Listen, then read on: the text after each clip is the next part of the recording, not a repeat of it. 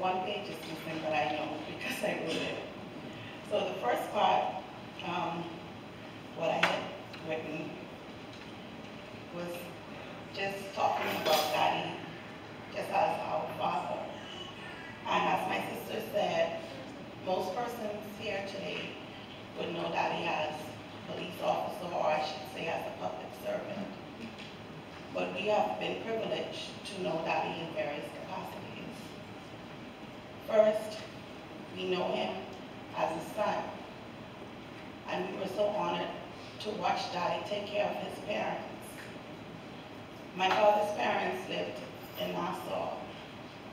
And it's amazing that on February 8th, I think it was 1969, Daddy was transferred to Bahama. We know this because Daddy's notes were so on point that everything we needed, anything that was missing, when we opened his briefcase, he had it organized and in order. And the first file that was on top, it said biography. When we saw the date, and it said February 8th, he was sent to Bahama, and he was assigned to Central Police Station.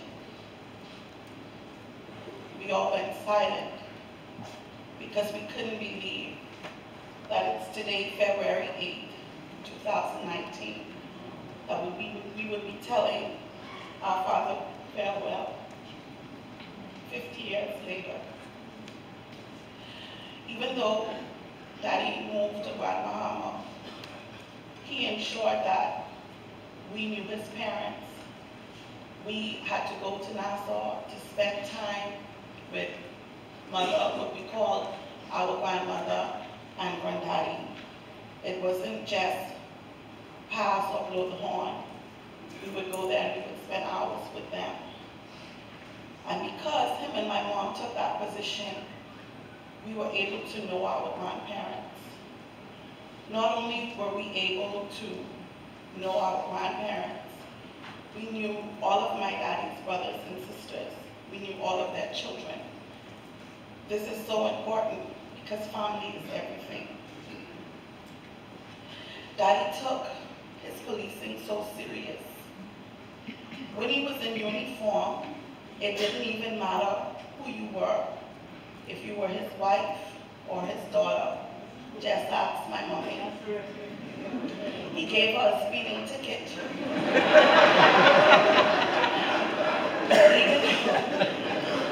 Even though mommy tried working her way out, she was winking her eyes and she even called him honey. Ma'am, do you know you were making 50 miles and a 40 mile zone? Boy, when mommy went home, it went all downhill for mommy from that point because she did not have her driver's license on her. So we told her she had 48 hours to her driver's license to the road traffic department, to the traffic department. Well, let's just say dinner that night was very interesting. All I know is they said the next day Daddy paid the fine, but mommy never got a speeding ticket again. She obeys the speed limits. Years later, when I started driving, Daddy now a senior officer, but he loved going on patrol. All I saw were these police lights flashing behind my car. I pulled over and a junior officer approached the car and he was trying to keep a straight face. I was pulled over because one of my headlights had blown. When the officer approached my car, I said, I know my daddy is behind that wheel. Him trying his best to be serious, he says, Mom, do you know you're driving with one headlight? And I told him, I said, please tell my daddy he needs to come and fix my headlight because something is wrong. I didn't get a ticket, but I was given a very stern warning. I can't speak about Daddy, the police officer, without sharing the time my brother was arrested. You see, he went to Jack Hayward, and Daddy always told him and his friend Ricardo about walking through the shortcut. So on this day, DJ and Ricardo decided to not obey. And what did they do? Walk through the shortcut. That same day, there was a report of a house robbery in the area. All DJ heard was, "Don't move." He told us that when he turned around to a pistol in his face. You see, he and his friend fit the description of the two alleged burglars. Even after the witness said that they weren't the two, they were still taken where? To Central Police Station. Now, this was located at police headquarters. Where was Daddy? Upstairs in his office. The officer asked my brother his name, and he said D'Angelo Basil Rahming. My daddy is right upstairs. So, and he said to the police, ASP Rahming, that was his ranking at the time. The officer didn't believe him, as he said, Mr. Rahming only has daughters. DJ is the youngest of us all. The officer eventually went to get Daddy. And what did our police officer Daddy do? He made DJ sweat in the cell for about 3 hours. But Daddy was a wise man. He made sure DJ was home before Mommy came from work. Needless to say, DJ and Ricardo never walked through a shortcut again. Daddy was a great man. My dad was my first love and my hero. One night I was home alone and I knew the safety drill very well. I heard a group of men under my room window and it looked like they were trying to see inside. So I pulled up under the bed and called Daddy. He was at his office and he could have easily sent a patrol car. Daddy got in the patrol car and he made sure I was okay. The secret to why Daddy was an outstanding police officer, I was a secret trainer. Daddy beat me 3 times in my entire life, and that's a record compared to the one time he hit Monica in her head with a newspaper and the 0 for Toya. Well, DJ got a few. But I was his most gifted child. The last time I got beaten, I proclaimed my love for him, and well, that was the end of that. I recall us spending time in the Berry Islands thinking, why on earth does Daddy have to live here? The one prisoner on the island would open up the cell. We visited everyone, including Daddy, then go back in the cell the day the magistrate was coming. Everyone on that island knew Daddy, and they all loved him, even the one prisoner. Daddy was a Bahamian historian. Any information that was needed about the Bahamas, he could ask Daddy. If someone told me something, I would have to call Daddy and verify that it was true, because I knew Daddy would give facts. I want to add this one time I got in trouble right before my birthday. It was during an election year, and we were living in 21 Trip Circle. So the rules in living in Trip Circle was a little different. Trip Circle was the most secured neighborhood in Bahama because it was a police community. So one political party, they came campaigning and they knocked on the door, and I followed the protocol. Who is it? They identified themselves. And so I opened the door, and all they, They said they wanted to leave something for my parents. I took it and I said, thank you, and I closed the door and locked it back. When Daddy came home, that day he happened to come home first. So I gave him the information. I was grounded, my TV got taken away, and I was stressed. This was like 2 days before my birthday. Why? Because Daddy took his job so serious, and as a public servant, he did not discuss his political views. He honored that code. It was only when my father retired, and I'm now living in a different country, that he and I would openly talk about Bahamian politics. My daddy is an honorable man. Daddy was so special. Every one of my mom's nieces and nephews lived in our house at one time or another. Daddy made such an impact without ever saying it. Daddy was really the patriarch of our family. He was a father, mentor, Uncle B, and so much more. Daddy was a great man. A great man doesn't seek greatness. They seek no praise. They often don't even realize that they are great. All they do is serve. Daddy didn't let anything bother him. In the midst of bad situations, he always shared something positive. I am so proud to be his daughter. I am honored to carry his faith. My daddy was a great man, a great Bahamian, a great husband to my mother for 47 years. I must acknowledge my mother, Sarah B. Rahming. Through it all, she was there, supporting Daddy to the very end.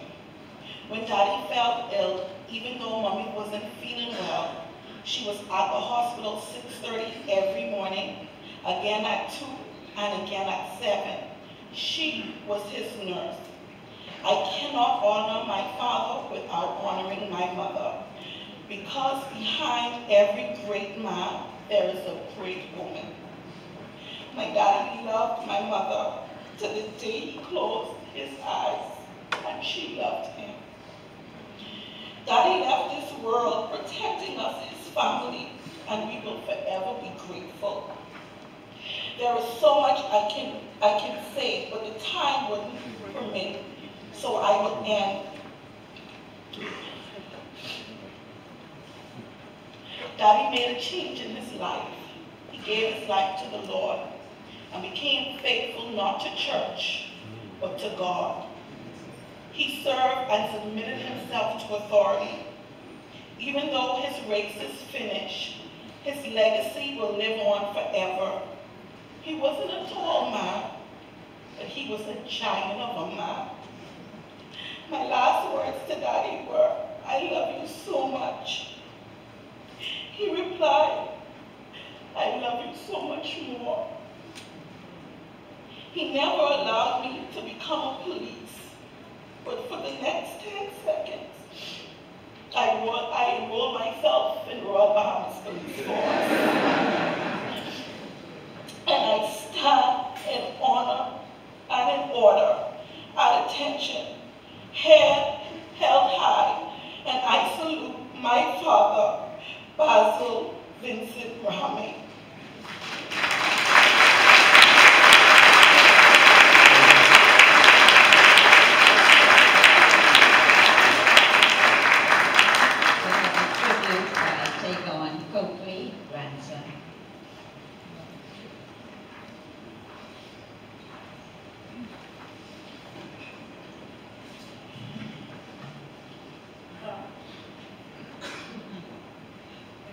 Good morning.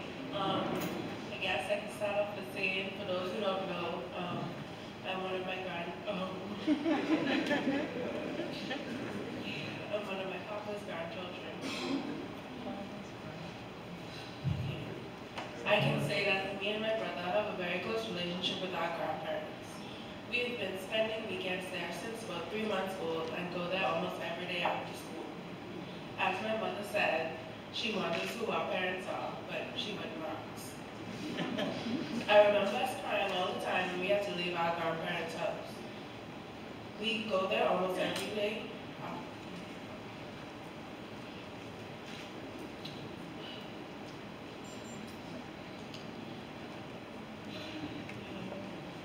Papa had the same routine every Saturday morning. He would wake up, turn off the outside lights, turn the coffee pot on, turn the tea kettle on, let the cello out, read his devotions, read his newspapers, listen to his songs, and then ask us all what we wanted for breakfast.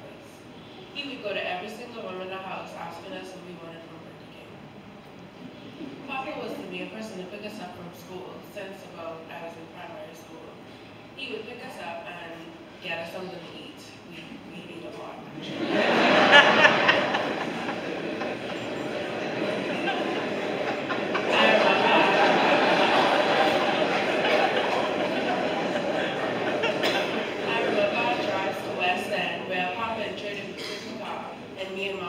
Socializing and getting food. I'm now just realizing that Papa was a loyal man. He was loyal to his job, and boy was he loyal to them Dolphins. The Dolphins probably lost every game in almost the entire season, but he still had his t-shirt, his hoodie, his hat, his socks, everything. Though he was loyal, I feel like you shouldn't tell Papa a secret, because after he's been ready forward that to everybody in his contact list, it would be public information. Thanks to Mom and Papa, my brother and I have traveled to a plethora of places. On one trip, we traveled from Fort Lauderdale to New York, and of course we drive, because, it's Papa. So we drive to Fort Lauderdale, New York, and stopped in many places. Papa decided, since he doesn't like to rush things, we stayed in a hotel almost every night, even though it cost extra money. Of course, Mama was heated, but, he didn't care.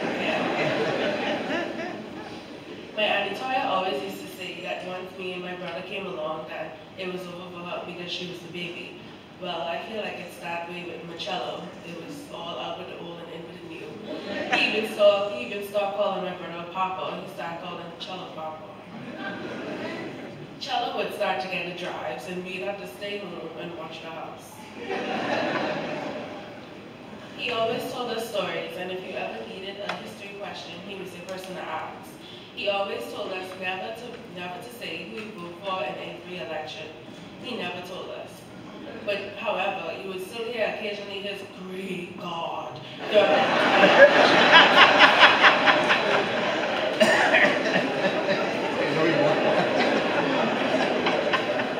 Even though me and my mama have an unbreakable bond, like my mommy said, me and Papa still had a lot in common. We both talk a lot, we both eat a lot, and sometimes I feel like I keep a secret. As I am closing, I just want to say that I love my Papa very much, and he will be missed, but his memories and legacy will last forever. But don't worry, Papa, all the Maltonics, the Little Dabs, the KFC vouchers,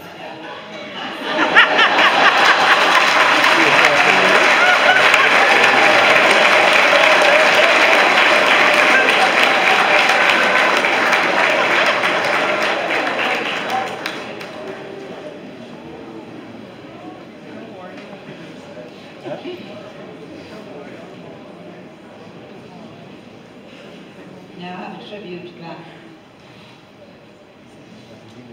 Tell us what he's for us. Reverend Father Jude, Rector of the Anglican Church, Good Shepherd, and other members of the clergy in your distinguished places, cabinet ministers, President of the Senate, members of Parliament, members of secretaries, Deputy Commissioner, and I'm seeing more of my senior leadership team, senior government officials, senior officers, contracted officers, serving and retired, inclusive of the reserves, civilian staffs of the Royal Bahamas Police Force, distinguished ladies and gentlemen, and to this bereaved family, a pleasant good morning. My minister, Mr. Honorable Marvin Davis, really wanted to be here this morning, and he, because of prior commitment, he asked me to bring greetings and deep sympathy on on his behalf. I also bring condolences on behalf of the entire Royal Bahamas Police Force on the passing of Chief Superintendent Basil, Vincent, Rahming, retired. Families and friends and colleagues, that is like a double-edged sword.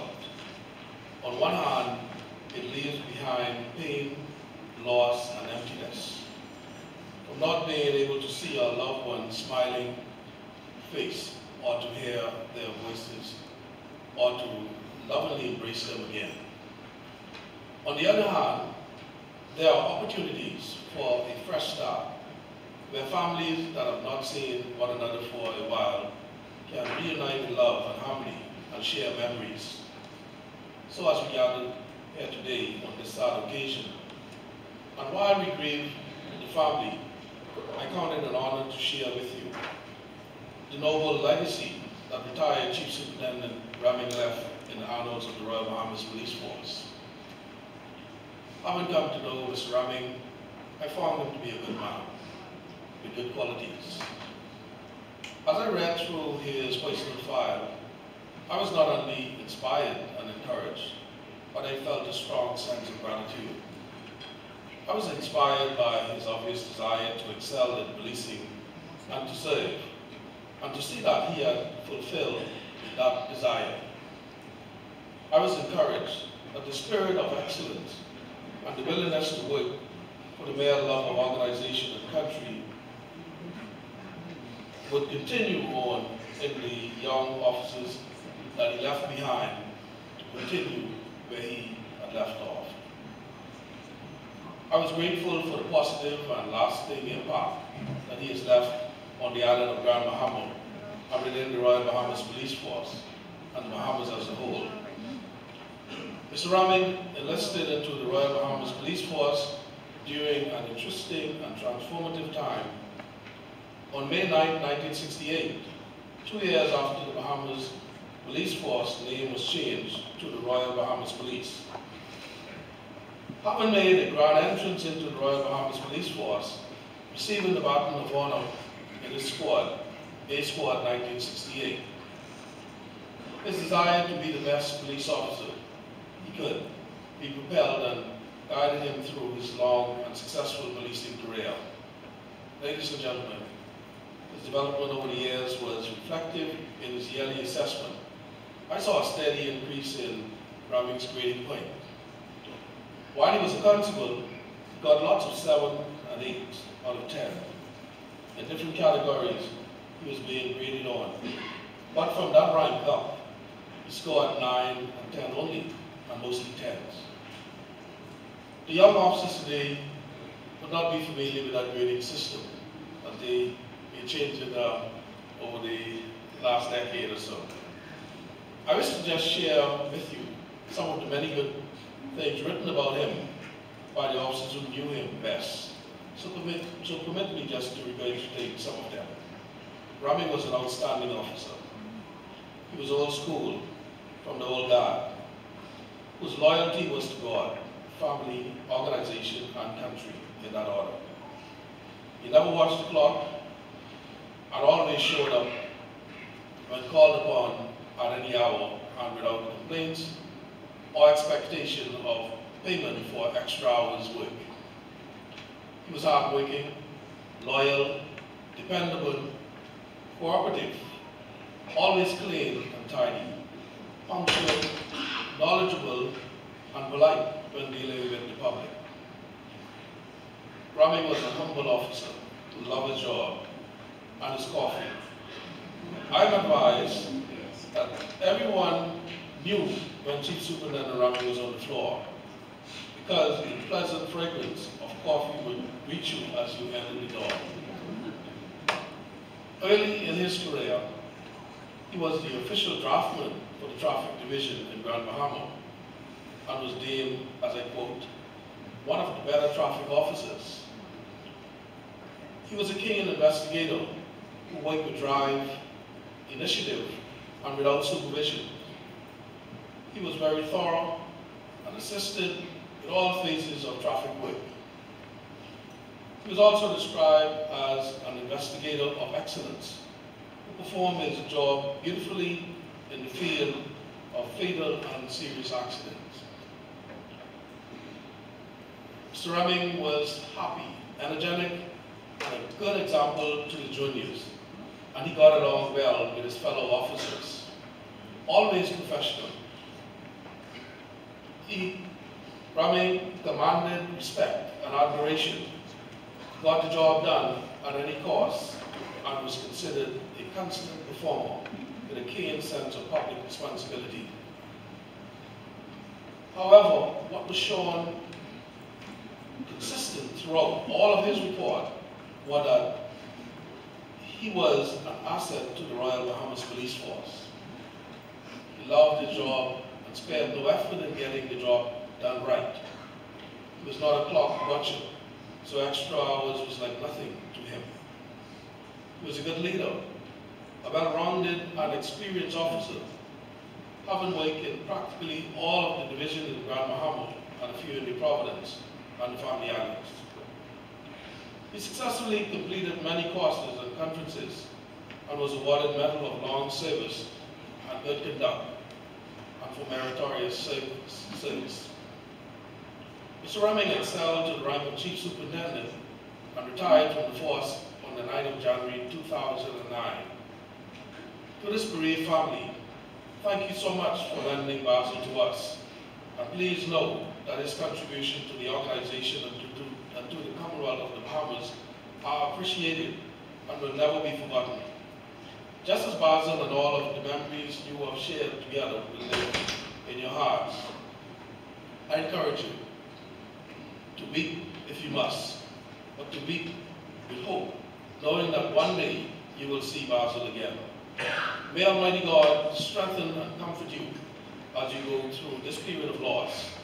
Ladies and gentlemen, as painful as the death of a loved one is, that is a part of life. Psalm chapter 89, verses 48 asks, who can live and not see death? Or who can escape the power of the grave? This timely question should be a reminder to all of us here today that, like Chief Superintendent Rahming, death will knock on all of our doors one day, and what legacy will we leave behind? There is no escaping death, so while we are alive and our faculties are in place, let us seek the Lord while we have the opportunity, and let us strive to do the things that are right and will build up each other. So let us be about peace, like Rahming was. Amen. God bless you, and may soul rest in peace.